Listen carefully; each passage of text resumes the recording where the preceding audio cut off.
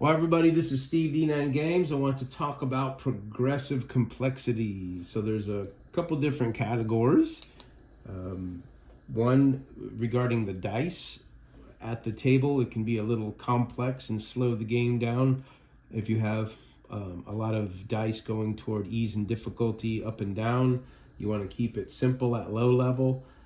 You can ramp up the complexity at mid-level, and then at high level bring it all on. So like you might be coming across a group of aggressive elves where they have 2 degrees of ease on their attacks and 1 degree of ease on their defense because they're just that awesome in our game and their combatants. So that would be a high level recommendation. At mid level, you might just keep it simple and give them 1 degree of ease on their offense, 1 degree of ease on their defense, so that your players know when it's time to act, they'll gather up the dice they need, and then they already know they're going to drop a die no matter what kind of action they're going to be doing with these elves. And at low level, it's not really recommended at all. So low level in our game is kind of 1 through 3.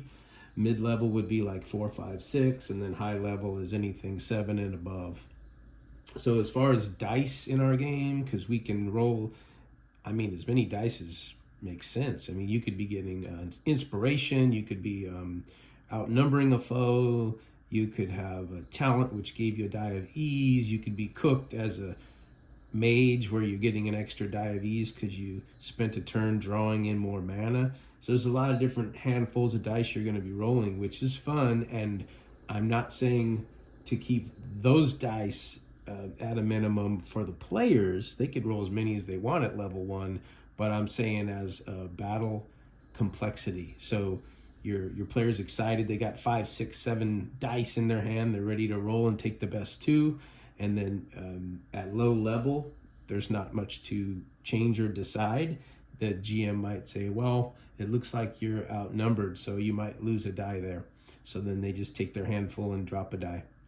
At mid-level, like I just mentioned, it's okay to add ease and difficulty to the situation on both sides, because now you've got your 5, 6 dice in your hand, and then you say, well, when you're fighting these generals, maybe the elven generals get 2 or 1 degree of ease on their attacks and defenses, like I mentioned. It's okay at mid-level to start throwing that at the players. At high level, Katie bar the door. You can do 2 degrees, 3 degrees, 4 degrees, anything you want, and that's the design of the game. But this, the purpose of this video is really to talk about how we like it to be progressive complexity. So at low level, keep it simple. Mid-level, start to add some of the complexities because it is fun and exciting, and it's a good time to add complexity is when players, even new players, especially new players, have about a dozen sessions under their belt and they're ready to make it a little more exciting as you go. So that's the way we do it, so that brand new people can have fun and be keep it simple and not feel like they're an idiot because they don't understand up 2 dice, down 1 dice, up 3 dice, down 2 dice. Keep that for middle to high level play. As far as class talents, similar idea, progressive complexity. All our tier 1 or starter classes are fairly simple. If you're in your lane, you're getting an extra die, which is great because rolling 2 die is kind of the backbone of our game, Enlightened. But when you have a die of ease, you're adding an extra die. You're rolling it, you're taking the better 2, and it's always exciting to grab that extra die.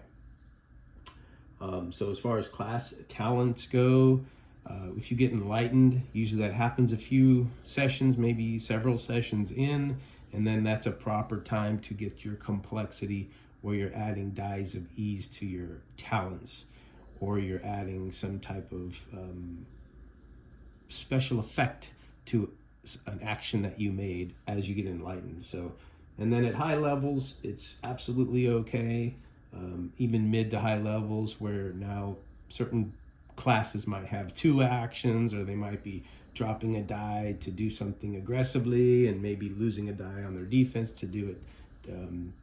So there's a +1, -1 on both sides of their actions.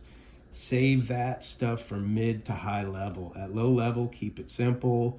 as far as the dice, as far as the class talents, simple low level, complex high level. That's our progressive complexity. The last thing is, and this scene we'll use as an example, you've got this mama purple worm popping up into this little ruin that she's made as a little nursery for her young.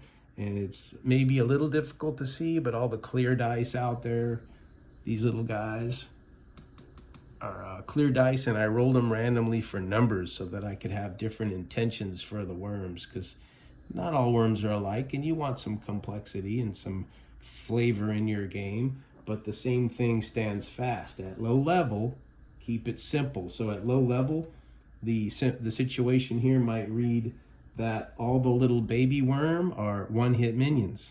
So they're going to be a nuisance more than anything. Maybe they'll slow you down, or you'll take some damage if you walk away from them. But one hit, they're gone. So at low level, one-hit minion. And the mama, the way she acts at low level is she's just protecting her young. So any hero that's aggressive to one of her babies, she's gonna push them or bite them, depending on how aggressive they are. If they're like killing them, she might try to bite them. If they're just, I don't know what else they would be doing, but if they're just kind of pushing them away, she might jump in between them, something like that. But at low level, she's only gonna protect.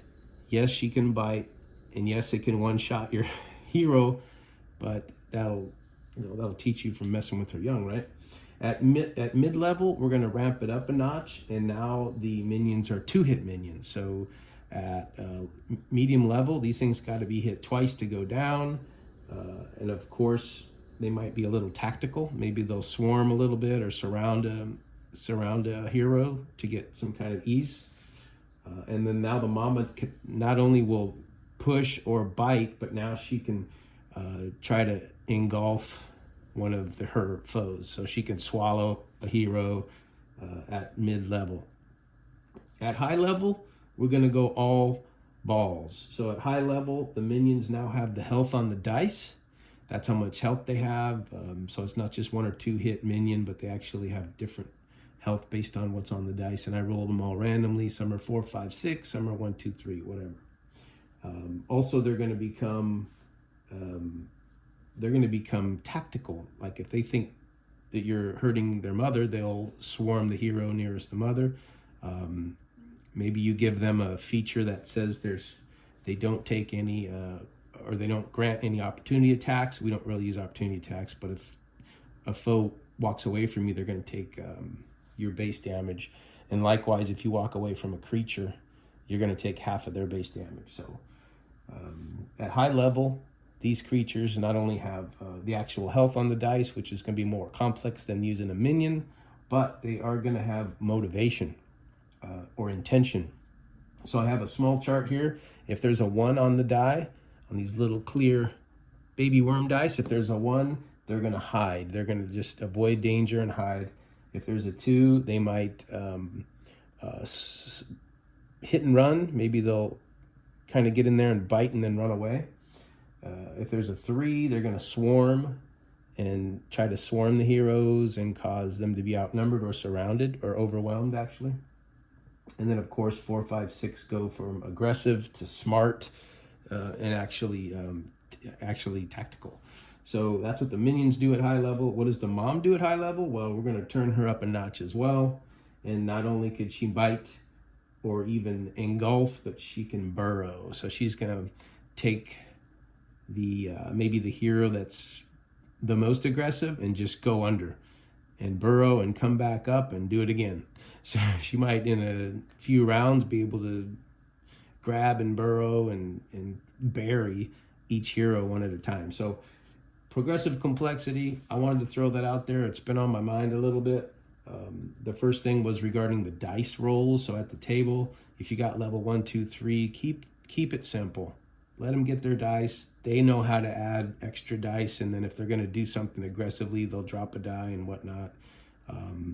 Let them have fun with that. But on the creature side, the foe side, or the monster mambo side, let's keep it simple at low level. Maybe not adding and subtracting a bunch of dies. At mid-level, it's cool. At high level, it's actually encouraged. And then for class talent, same thing. Keep it simple, low, complex, high, and then in this battle scene as well. So I hope some of that might have helped you. And everybody have a wonderful day until next time. Peace.